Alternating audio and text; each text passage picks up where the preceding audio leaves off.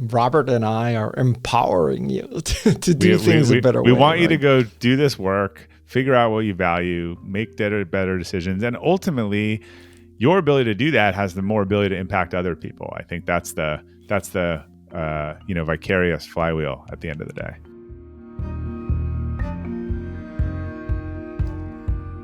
Good morning, everybody. I'm Guy Kawasaki. It's a Monday morning in Santa Cruz, California, and we have another remarkable guest for you.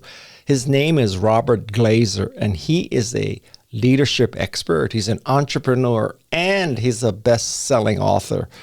It's like a all-around winner to me. And so he's known for helping people and organizations reach their full potential. And his latest book, which I have right here, is called The Compass Within, and he lays out a framework for aligning your personal values with professional goals and the organizations you work for. So it's full of practical insights and real-world examples. It's kind of written, sort of a nonfiction novelist kind of way. It's quite interesting. So it will help you make your decisions and make your path more clear. So welcome to the show, Robert Glazer. Guy, thanks for having me. I'm first slot on a Monday morning. We want to make sure you have your coffee. Yeah, I do have my coffee, or I did have my coffee. Because you're a little bit earlier than I am, so we got 8 o'clock there. Yeah, but I must confess that I had coffee, but I did not have milk or cream in the house. So I was looking all over. I said, well, why don't we try this experiment? And I put whipping cream. Butter's the big thing that everyone does too. You can put butter in your coffee? Yeah, there's a whole thing with bulletproof coffee where it actually, apparently there's something about butter that neutralizes the acid. There's a whole group that does this intentionally to sort of neutralize the acid in coffee. Well, there you go. See, another great reason to listen to the Remarkable People podcast. Now you're going to have remarkable coffee. As soon as this ends, Robert, I'm going to go up there and try that. No more whipping cream. I'm going to butter. Yeah. All right. So let us dive into this compass within. And I have to say that my first reaction was that in the world of like analog physical compasses, there is a north magnetic pole, right? And everybody can agree that the needle is pointing north. But what is magnetic north for people's values? What if your values are messed up? Yeah, I'm not sure anyone can agree on anything these days, including north and south. But I think this is one of the things. I think we each actually have our own magnetic north. And we've gone through life, and for a lot of us, making decisions around that, or as I like to say, maybe hitting the electric fence and then being like, oh, shouldn't go there, right? So a lot of us know our values when they're violated. But if I asked people to articulate what it was, they'd struggle with some words or dance around it or otherwise. So I think there's a real difference between like, hey, I don't like this, and being like, look, my value is respectful authenticity. So I try to put myself in places where that is rewarded, and I try to stay away from environments where that is not. And we talk more about this. I think, what do core values give you, especially in the context of this book and the big three? It's the ultimate decision-making rubric. Like what are my kind of warning places to stay away from? Because when values are violated, they feel pretty bad. And then what's my center lane, and where should I try to stay? So I understand what you're saying about the electric fence and your center lane, and you're like full service driving if you're a Tesla owner. I understand that, but what values the values? Like, I'll give you an extreme example. What if you're Stephen Miller and you have what you think are core values, but many people would disagree with your core values? So should you be true to a core value that most people in society would not accept? So core values are non-negotiable principles that guide our behavior and decisions. I think they're intrinsic. They're not aspirational. They reflect probably who you are and who you've been. They're consistent and showing up in all areas of like work and relationships, and they're clarifying. They should help you make better choices.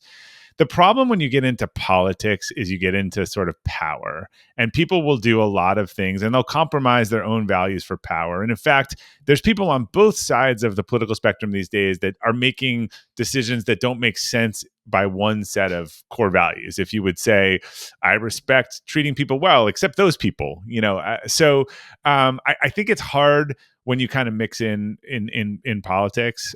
But there could be some value for which some of those politics are built on, whether we don't like it. But the vast majority of in working with thousands of people now, and Guy, if we were to talk about what's something that really drive you nuts or get into that sort of where they come from, which is really childhood and formative life experiences, most of us are trying to double down on something that was super important to us, or we are trying to go 180 degrees the opposite of something that was painful or doesn't resonate.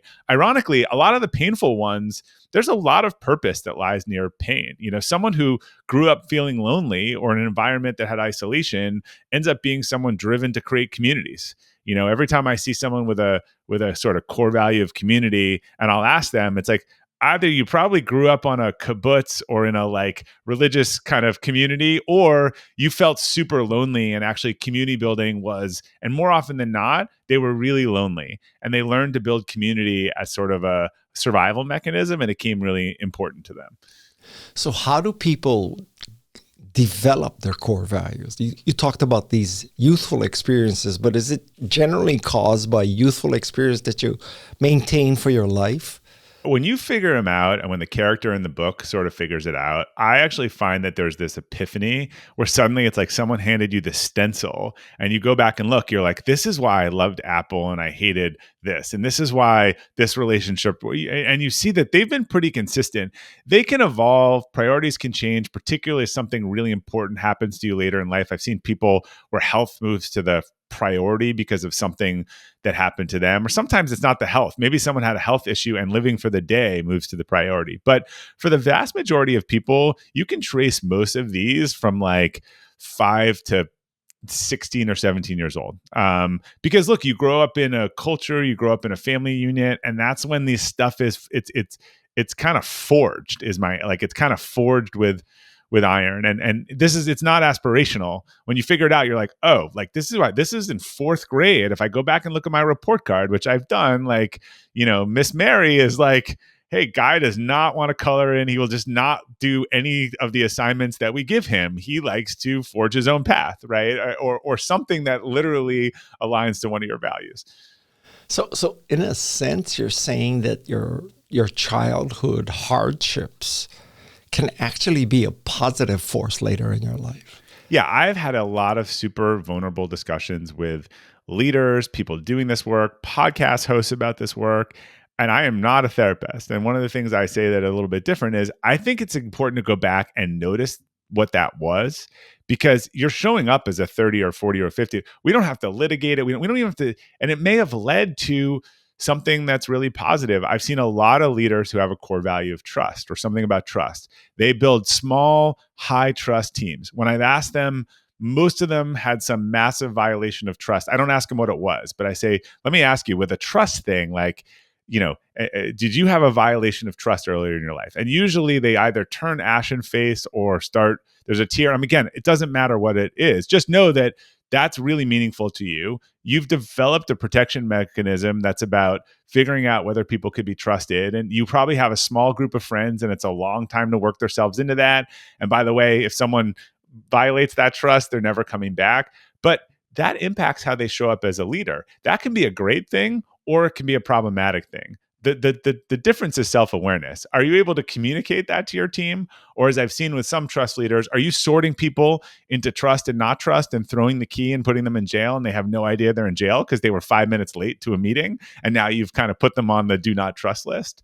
So I think it's really instructive to make those connections and understand that these things show up for us as 30, 40, 50-year-olds, in the workplace. So you're touching on my next question, which is, how does one uncover one's core values?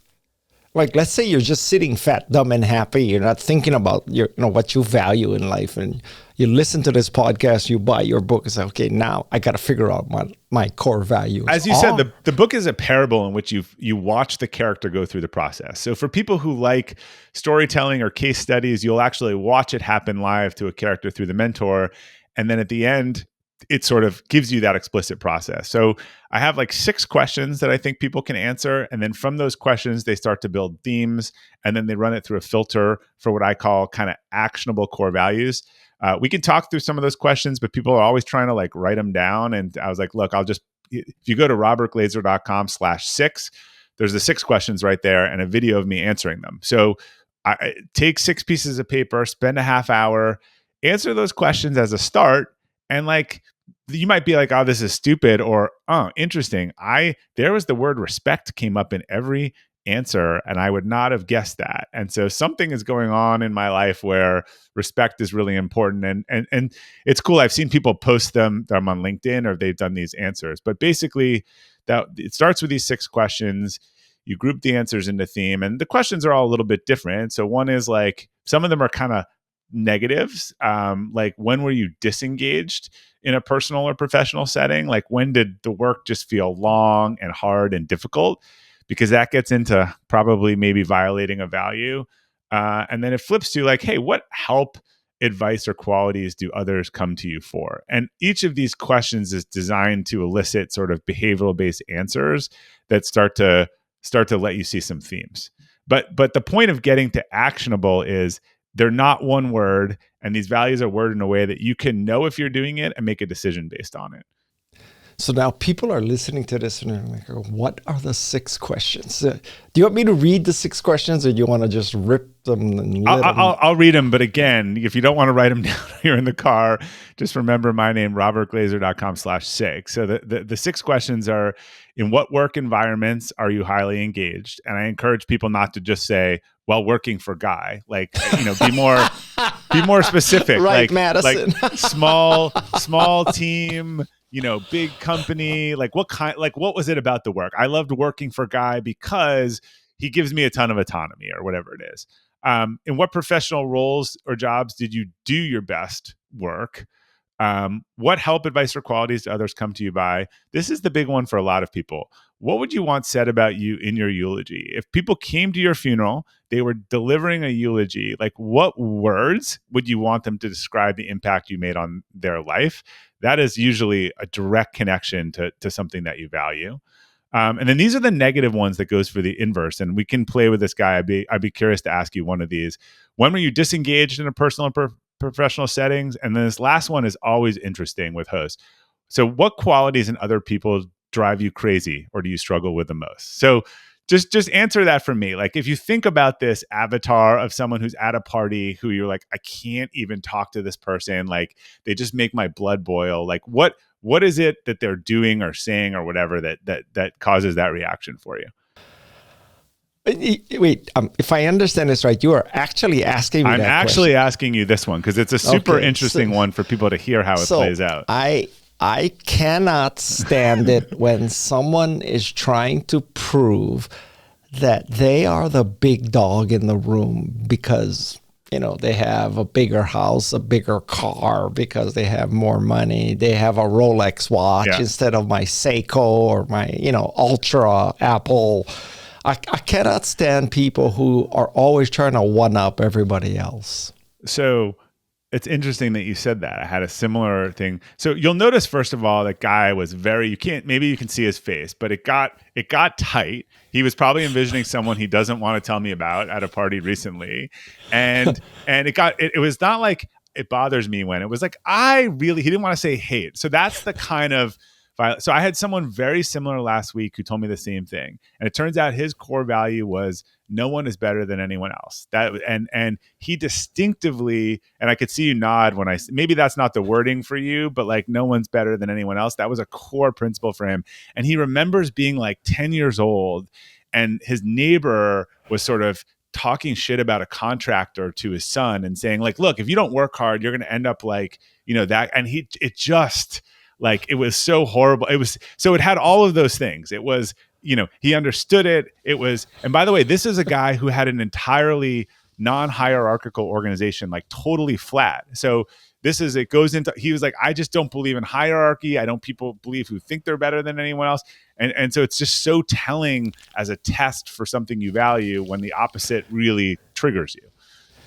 Well, Robert, on this related topic, I have come to believe that everybody you meet in your life can do something much better than you, right? So, you may think, oh, that guy is just a waiter, but he can surf better than you, or this person is a flight attendant, but, she can write better than you. Everybody you meet can do something better than you. So you should stop feeling superior to everybody, because in some area they can wipe the floor with you.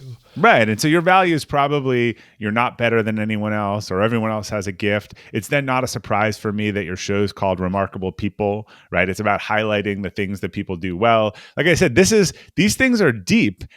When you actually realize like all these dots connect. It reminds me when Steve talked about in his biography, studying the calligraphy and then finally like these things all connect. And like this guy was like last week, he's like, holy crap, I have like no hierarchy in my life. And I didn't realize like it just bothers me so much when people think that they're better than other people. So his value may be a little different than yours, but they're cousins a little bit. Okay, so in a sense, because you kind of judge me, and I don't mean that in a negative way, but so how does somebody determine the core values of other people without being fooled? Yeah. So interestingly, the book even came from a course that I built, and I've had a lot of people take that course. But I thought it was hard to present the idea to people without a book. So and the teams do it together because they kind of think of it as one of these ultimate assessments. So if I understand my core values as a leader, I would share it. People who went through the core value training at our organization would actually go back to their teams. They're like, look, team, hey, I actually just figured out my 5 core values. Here's what they are. Here's how you can manage yourself up to me. And it's helpful to know this stuff. Like if you know someone's DISC profile, or it's communication. Look, if I knew someone on my team had a core value of include all perspectives, if I needed someone to go talk to our customers, figure out what features they want, build a consensus and do that, I'd be like, this is totally the person for this job. If I needed someone to go make a unilateral decision without talking to anyone, I would be like, Sarah, I know Sarah's an include all perspectives person. She doesn't want to do that. In fact, we've been doing this work for a long time in our organization. I have seen a lot of adult leadership team people at odds over each other for something I know is a fundamental like childhood issue in values. So someone arguing about a budget, someone who does not feel like they're being heard and for whom that's really important with them, arguing with someone who's deciding on the money who feels like it is really important not to waste. And they think this person is being wasteful and they think this person is being dismissive, and it actually has nothing to do about the budget. But they don't know it about each other in some cases, but I, having been in both of the sessions, know it about them. So I think that like if you can figure this stuff out and share it, it can only help you, right? You're kind of saying to people, look, this is what I like, and don't, if I'm got Guy, I am not going to put Guy in a position where he needs to feel like he's better than someone or in a hierarchy. Like that's just not, it's not going to work. If I'm a good leader, if I'm a bad leader, I don't give a crap about any of that. So in this case you just mentioned, how do you make those two divisive or diversive values meet in the middle or work together? So let's pretend they both knew that, or I was medium. They'd say, look, you just need to really hear her out. And then maybe you could explain some places where, you think we could be more efficient or otherwise. One of the best stories I heard on this was on a podcast between one of the players on the U.S. soccer team, and I think it was Megan Rapinoe and her wife. And they were actually, without talking about this, they were talking about something similar. And one of them grew up in a household where there was tons of brothers. And when you got to the dinner table, like there was often not enough food, right? And so if you didn't move quickly, you got food.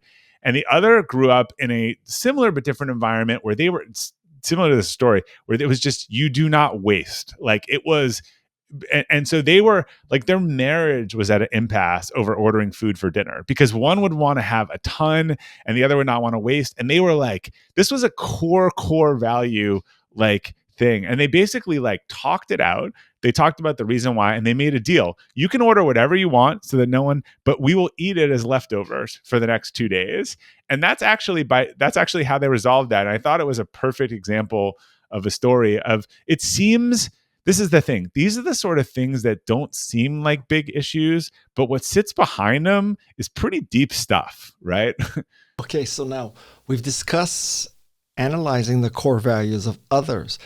But now, how do you figure out the core value of an organization? And in the parable, you mentioned several times about walking through the lobby and seeing the sign with the values, and then in actuality, those values didn't exist in the company. So they were just a sign in the lobby.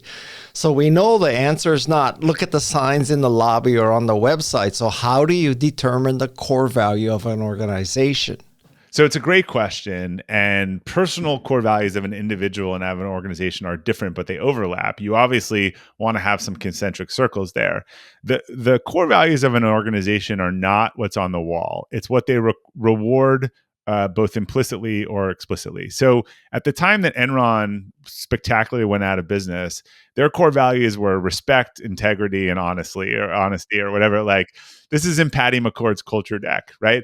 Truthfully, what they were rewarding was probably like, be aggressive, take oversized risk, don't ask for permission. So that was actually the behavior that was getting rewarded. So I've had people interviewing for a company and they say, well, how do I know the company lives its values? And I say, well, this is super simple. Ask the interviewer, first of all, can you tell me what the company core values are? And if they look for a mnemonic or stumble around or whatever, you know that like they're not really discussed. At our company, 98% of the people would have told you, own it, embrace relationships, and excel and improve. And they would have told you that because they were hearing about it every day, or they just got an award for it, like in the book, or it was on their performance review. So it was top of mind. But ask them for a bit, say, hey, look, you have this core value of excellence. Tell me how did the leadership team react, the last time that someone showed excellence, or like, ask them for an example of how that played out. And if they can't come up with anything, then it's wall art. And by the way, if you want to play the odds, 98% of the time it's wall art.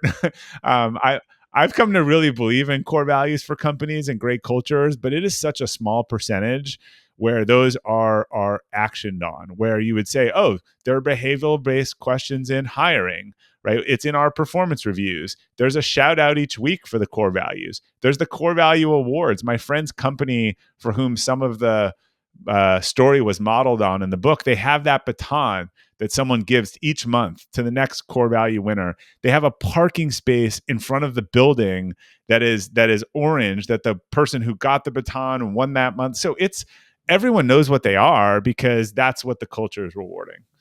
Now, what is the role of the CEO? I mean, does the CEO set the tone for the entire company, or yes?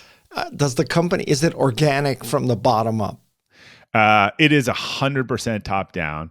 And I have spoken on values in the past, and I have had, I'll be at a keynote and someone will come over to me to the side, like, can I ask you a question? Kind of, off to the side. And they'll say, well, I love what you're talking about and the core values and culture and all this stuff. And I want to do this, and I'm doing this with my team. But the company and the leadership team will never do this. What should I do? And I'm like, look, get a new job. I know you don't want to hear that, but you can run a little counterculture in your team if you want to do that, and you can certainly do that. But if it's not real from the top down, it's not support from the top down, it's not going to change. And if that's really bothering you, then you need to do a new job. The hardest conversation with me when someone came was that his dad was a CEO, and he was like, it was a family business. And he was like, I believe in all of this stuff deeply, but my dad still runs it and he will never do this stuff or get serious about it. And I was like, that's hard. Like I have really never seen, in fact, there's only a real change in values in a company when there's been a bunch of mergers and someone decides it needs to be re-upped and it's gotten a little lost intentionally, or there's a new leader who comes to this from another company with a deep belief in this and is like, we need to overhaul this. Most companies just don't one day decide to fix and figure their core values, like, because either leaders believe in it and they want to operationalize it. I say the best email, I had done a consulting project with a large hospital on their business core values. And I said, how's it going? And the best email I got all year, they sent me an email that said, it's going great. We've implemented it into our interview process. We actually got it approved by the department to be in the performance reviews. We have this newsletter with the shout outs now. We actually have our first awards coming up. Like, that is an organization where people are going to actually live the values. And this was a teaching hospital, and they realized they didn't have any value. I can't remember how they worded it, but it was kind of like lift as you rise, right? You actually you have to be in the business of getting better yourself and pulling people with you. And that was entirely missing from a teaching hospital. Okay, Robert, in my checkered past, I worked for Apple twice. And when I joined Apple the first time in particular, it was the Macintosh division. This is back in the 80s, the 1980s, not the 1880s. And so when I joined Apple, we were trying to prevent 1984. We were trying to prevent Orwell. We were trying to prevent, the control of information and freedom of thought. And maybe we were just young and naive, but we really thought that Macintosh would, keep freedom and democracy and, all that good stuff going, right? So now, suppose you fast forward to 2025 and you turn on CNN and you see Tim Cook and Elon Musk and Mark Zuckerberg and, Google, and they all donated $1 million to the inauguration. They're all sitting on the inauguration stage. And then a few months later, Tim Cook, your CEO, is bringing in a glass and gold trophy to Donald Trump. What am I supposed to think as an Apple employee who joined Apple to make freedom ring and keep the world a beautiful place, and my boss is bending a knee to Donald Trump? What does that say about the value of the company I work in? Yeah, so that may not be the value anymore. You might make an argument that, some people might think that, or have evidence that companies and I'm not saying this is good or bad, just understand, I don't want to get into political, but the companies that have started wars with Donald Trump have ended up with less freedom, right? Or problems, and maybe looking at that way. But maybe it's not exactly a focus anymore. I will say one thing that I think Apple is a core value now that is very different from those other giants, is that your data is your data, right? I think Apple has been the only company, in fact, people say it can't be true. And I was like, well, actually, we did some work years ago and we couldn't even use people's own songs, that they did. So they have held that as a resolute. Well, some of these other things will sell your information to anyone who will buy it. So it evolves. I'm not sure that, a 100,000 employee company maybe has the same values as a 5,000 person company, 30 years later, but it's complicated. And the answer may be sometimes that people are violating their values and they're doing it for tactical reasons. And you can do that in the short run. It gets real messy in the long run. Yeah, I as you can tell, this really bothers me that, because it violates a value of yours, right? Absolutely, which is probably a value authenticity of mine, or being consistent or something like that. Like, again, you're proving to me that's sort of deep. Like, that is the antithesis of a value, right? When you get in there, yeah. You don't like when people don't do what they say and say what they do. I get that. Well, Robert, that's why when I need something from Apple, I play full retail in the Apple store. They're not exactly sending me free stuff anymore. Okay, but anyway, but you're not on a PC yet. We determined so. That is true. That is true. That Macintosh is one of my core values. Yeah, that's for sure. Simplicity. Maybe it's simplicity. Is there a Robert Glazer Hall of Fame of, these are organizations that live up to their core values. Yeah. So some examples that I really like. There was a story about Southwest, and one of their core values is kind of wow our customer and show the warrior spirit. They're just ones that don't sound like platitudes. And they had a customer who found out that as she was about to take off, that someone called the gate that her son had been in a car crash and was in a coma. And they went and got the plane. Her name was Peggy Yulee. They pulled her off the plane. They brought her in her room. They told her this. They rebooked her flight. They moved her luggage. Someone made her a sandwich. They put her on the new flight. They got her a car and they sent her to the hospital in the new city. There was nothing in the Southwest manual that would have told them to do that. It was just that Southwest had really operationalized this wow our customers, and that it was expected that if you did that, no one was ever going to come back to you and say, why did you spend that money or why did you do that? Yeah. You're supposed to do that. There's another great example where the CEO, and this is personal core values too, where the CEO of Dick's Sporting Goods found out years ago that the shooter of a high school had purchased some ammunition from his store, and while it wasn't used in the shooting, they decided that week that they were going to raise the rate, stop selling certain things, and clear it out from the store. And the estimate was it would cost them $250 million. And he was like, look, my dad brought me up to say you take care of the community that you live in. That was a personal core value. And we're going to do this. And a month later, the stock was up $750 million in market cap.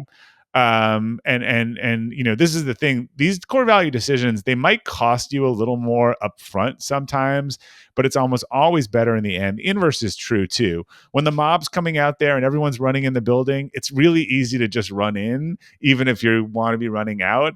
But then that gets sorted out in a year or two anyway, where it says, oh, you just did what everyone else did. Whereas the people who kind of stood on their principle when it was hard, they tend to be rewarded more in the long term.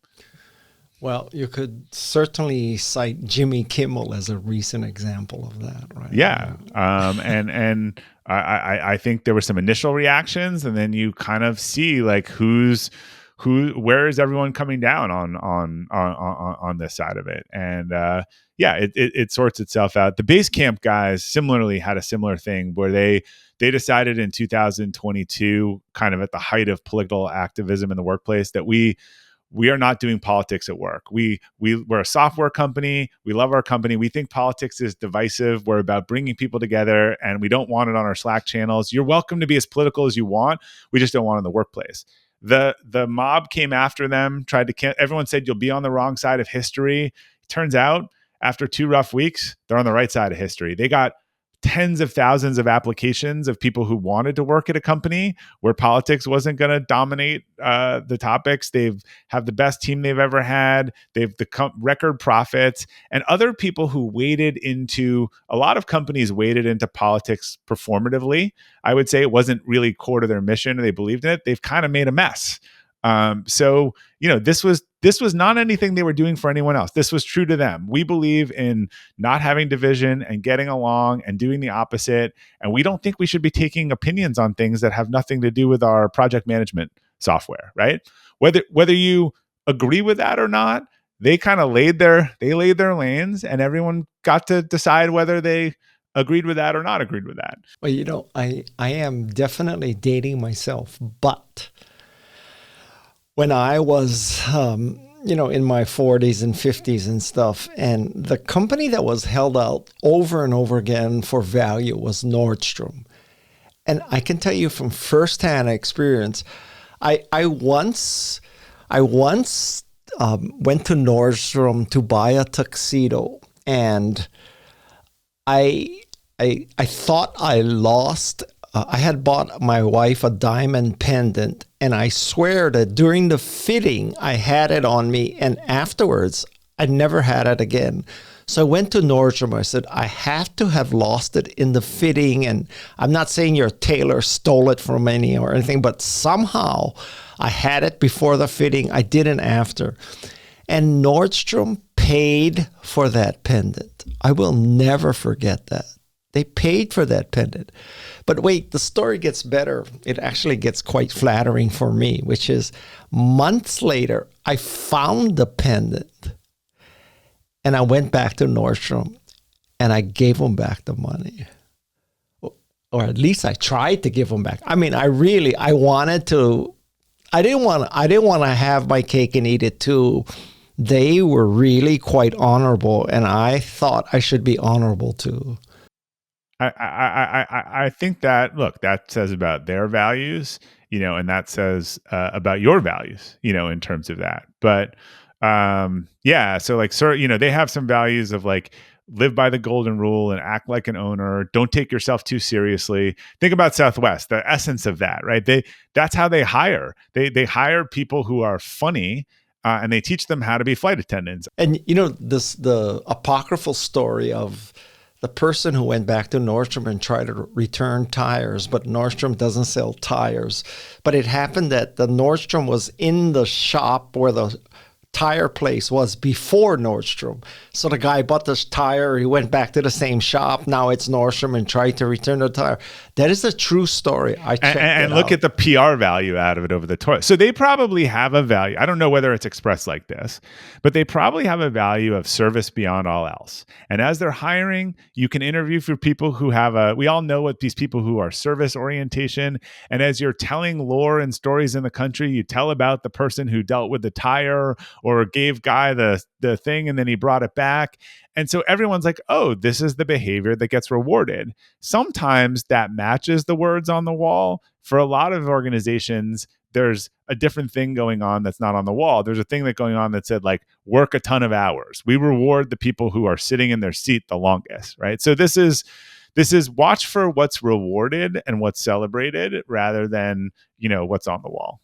Okay, so now if I'm an employee and I'm listening to this and I'm thinking, how can I, rank and file employee, change the values of my company? Are you saying that, when the fish gets rotten, the head stinks first. So if it doesn't come from the CEO, you just got to leave? Yeah. So here's what you can do as an employee. If you are in a workplace that does not align with your values, one of two things will happen. You'll be going against them every day and you'll feel pretty crappy about yourself, or you'll subjugate them and pretend that they don't matter. And then it'll kind of rear its ugly head, usually in a big blow up. But it's not all or nothing. So first of all, you can't do any of this unless you can understand your values. So I hope you'll read the book, you'll answer the questions, you'll do that work.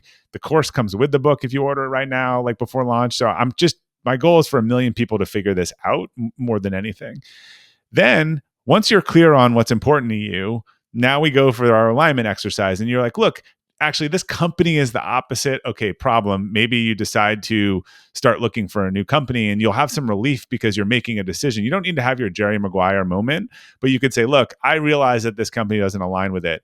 It also, maybe you change what you're doing or your relationship to it. You realize you have that value of include all perspectives. And you say, actually, I just want to, maybe I'm going to switch to the marketing research team, in marketing. And I want to be the person out there constantly asking people for their opinion and collecting it. So I think there's things you can change within your work or in your leader to align, or ask your boss. If your boss goes, hell no, just do what I tell you to do, then again, probably not a great boss. and you may want to have that discussion. But I think for anyone to have this clarity on the type of work that they will feel more fulfilled and engaged doing is ultimately helpful, whether you decide to leave the company or maybe augment your work. So Robert, do you know who Daniel Pink is? I do. Okay, so do you know about his Regrets Project? I know about his Regrets Project, yes. So I think you should do the Robert Glazer equivalent of the Regrets Project and call it the Values Project. And you get people from all over the world submitting their values. So you can do this really great statistical map of, we are in the process. These are the three most common values in the world. And I actually get asked about this a lot. And after the book launches and the thousands of people take this course and send them in, we're going to do a map. We've already seen sort of 20 themes. And while they're personal, I think there's themes. We talked about one that comes up a lot. This, like, people are all the same. I think there's themes about gratitude. There's themes about constant, never-ending improvement. So I'm with you on that. I remember Dan's the biggest regret in life. I always tell him, he said he could have started a travel agency for people who didn't go abroad, because their biggest regret generally in life was not going abroad in college. Yeah. I I regret that too. I was so Asian. All I did was study in college. What can I say? But we will have that map, I would guess, by early next year, and I'm excited to share that because I think it'll give some direction to people. And I think any sort of rubric, I think, helps you a little bit. Well, yeah, because the effect of Daniel Pink's regret project was like, I think I can't name all three, but one of the top three was not the regret that you tried and took a risk, but the regret was that you didn't take the risk you thought you could have. So they regretted not rolling the dice as opposed to rolling the dice too much. Yeah, almost every regret was something they didn't do. Do you remember the most common regret of something that people did do was? There was only one around what did I do that I regretted, and it was bullying. It was the social breaking up your social relationships. Yeah, or bullying, like being a bully in high school or something like that. But my friend Philip McKernan says a lot that pain and purpose lie close together, and I think that is inherently true. Yeah. Okay, so now we have this insight about values and how they're formed and all this kind of stuff. Now, how do we do the validation process? Let's talk about your validator. Yeah. So there's 4 questions as you try to tease out whether a theme is a core value. And it's important to get the theme right. People like to work on the label, but if you're labeling the wrong theme, it doesn't really matter. So the first is, can you use it to make a decision, past or present? Because if you're going to want this core value to be a decision-making rubric, so if I'm doing this and I have this whole thing about long-term or thinking long-term or whatever, yeah, I can use that to make a decision. And then the second question is what we talked about. When you imagine the opposite of it, we went in the other order. But if I take the positive, so I am a self-reliant core value person. When I think about people that are super dependent and act that way, I get very frustrated. It strikes a nerve. So I know that's for me. And then when I'm trying to word it, is it a phrase rather than just one word? And could I objectively rate myself on it? So to one of my core values, self-reliance, I can use that to make a decision. I could be like, look, I'm being way too dependent on external factors. I need to take the bull by the horns and bet on myself. The opposite of it, super dependency, drives me nuts. And people only waiting for the world, the universe, and not doing anything themselves. It's a phrase, and I could be like, yeah, I'm doing a good job at that, or I'm not doing. So that sort of passes all a validator test. And if you run it through that filter, you won't end up with something like integrity or family, which isn't super helpful as a decision-making rubric. So wait, so will you dig a little deeper? Like, what have you got against one-word values? They're not enough to know what you mean. I've heard 10 different definitions of integrity. I want one more, because Guy, if you said integrity, I'd be like, what do you mean? And you might mean to tell the truth. And the next person will say, to make my actions and my words matter. And the next person will say, to live to the best of my ability. And that's the value, right? Integrity is not, am I doing integrity or am I not doing integrity? It fails that. Can I make this decision based on integrity? Well, I'm not lying, but are my words macking? So that's the problem. Family is another common one. And I would say, I don't think family is a core value. It's a priority, because how does family show up for you in work? And when I ask people, what is it about family for you? Again, I get this tree. Family is a small group of people I can trust. Oh, so it's about trust. Well, and if family is you always show up, then that's also helpful, because I can think about that's probably how you show up as a friend and how you show up as a colleague. And I would say to you, like, if you're a friend and your core value is not really family, but it's always be there, always show up, and you're running around like crazy and your friend's father died and you're trying to decide whether you should go to the funeral, you should go to the funeral, because as someone who focuses on always show up, you're going to be really mad at yourself if you don't. And I was giving this example to someone and they remembered a childhood story of a funeral they didn't go to and their core value. I was telling this hypothetically and they were telling me like a real example where 20 years later, they still regretted it. Wow.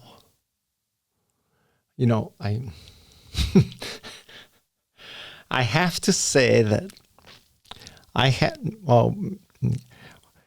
may regret explaining this, but I seldom attend funerals. And this is my rationalization. You can condemn me if you want. My rationalization is, well, it's too late for the person who died. So rather than going to this funeral, I should spend more time with my family who is alive. Is that a great rationalization or what?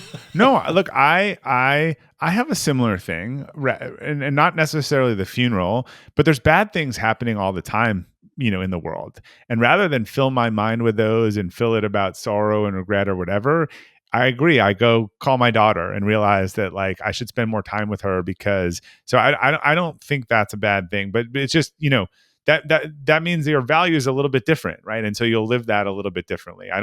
Look, we are who we are. I don't think it's about being a good person or a bad person. So that without, I hate the word trigger, but that triggers you towards a different, conclusion, or maybe being like, look, I'm going to reach out to that friend and I'm going to support them. Tactically, I've learned over the years, because I always forget, and I always thought texting people was just a little whatever, but a lot of time they don't want to talk. But I had someone explain to me, I do now text when I found out that someone, and I said, look, I'm thinking of you. I saw this, no need to reply. And it is meaningful for people, I've learned. But for me, that was actually my core value, is find a better way. And I actually learned that means something to people. So I was excited to figure that out. Wow. Okay. So my last question is for you is, what, Robert Glazer, do you want your eulogy to say? And then you can ask me and I'll tell you what I wanted mine to say. Well, I don't think I got away without telling you my values in this. So my dominant core value is find a better way and share it. And then it's self-reliance, respectful authenticity, health and vitality, and I mentioned long-term orientation. But to find a better way and the better thing is just a dominant for me. So the first time I did that exercise, not in the context of this or somewhere else, it was all about I want them to say I did something that helped made their life better. Right. And that is, and when I actually did the value stuff years later, it all came full circle. So that was always my answer when I did that exercise. It's about kind of making it a little better. That's kind of always been my thing. So I'd love to hear yours. Oh, so we are very similar because, I really have this thing about mission statements, and, the mission statement is also in the lobby of the buildings right next to the value statement, right? And I think that most mission statements are made at an offsite at a Ritz-Carlton over 2 days with a meeting facilitator, and there's 40 people in the room, and they each said, I just wasted 2 days of my life, so I should at least get one word in the mission statement. And so now you have a mission statement that says, we endeavor to exceed the expectations of our customers while providing a meaningful return to our shareholders and enabling our employees to self-actualizing their goals while killing as few dolphins as possible. And that's for a fast food restaurant, right? So I figured out, instead of a mission statement, we should make a mantra, which is, I hate to tell you, Robert, mantra can be one word. I know how you hate one word, but anyway. So this is a long story to tell you that when I die, I want people to just say 3 words about me, which is Guy empowered people. I want to empower people with my writing, my speaking, my podcasting, my investing, my advising. I want to go down as someone who empowered people. That's my eulogy. So I would say your dominant core value then is probably to empower people to be better or something like that, right? That is your thing. So that makes sense to me. And it's 3 words. So if it just said empower, right, it would be a little too amorphous. So I like the wording and I fully accept it. And we're in similar circles. Yeah. Well, that's the way to end this podcast, where Robert and I are empowering you to do things a better way. We want you to go do this work, figure out what you value, make better decisions. And ultimately, your ability to do that has the more ability to impact other people. I think that's the vicarious flywheel at the end of the day. Yeah. All righty, Robert. Listen, I want to thank you for being on this podcast. It's most instrumental. And again, wait, let me get the book here. I dropped it. This is what the book looks like. Little book. It's 60 to 70 minutes to read. compass-within.com. It's an easy read. It's a parable. If you like Patrick Lencioni, he read it and is the key blurb on it. Huh. Wow. That's great. Okay. So, I want to thank the people who are of such value to me, which is Madison Neismer, co-producer, Jeff C., co-producer, Tessa Neismer, researcher, Shannon Hernandez. And that's the team behind me, Robert, who makes the Remarkable People podcast. And I try to empower them. Anyway, so thank you, Robert, and all the best wishes for success with your book. And let's stay in touch. And, we'll go to Ritz-Carlton one day in Half Moon Bay and talk about our core values. I'll be there speaking in an event in 3 weeks, so maybe I'll see you there. Oh, maybe I'll come just for that. All right, take care.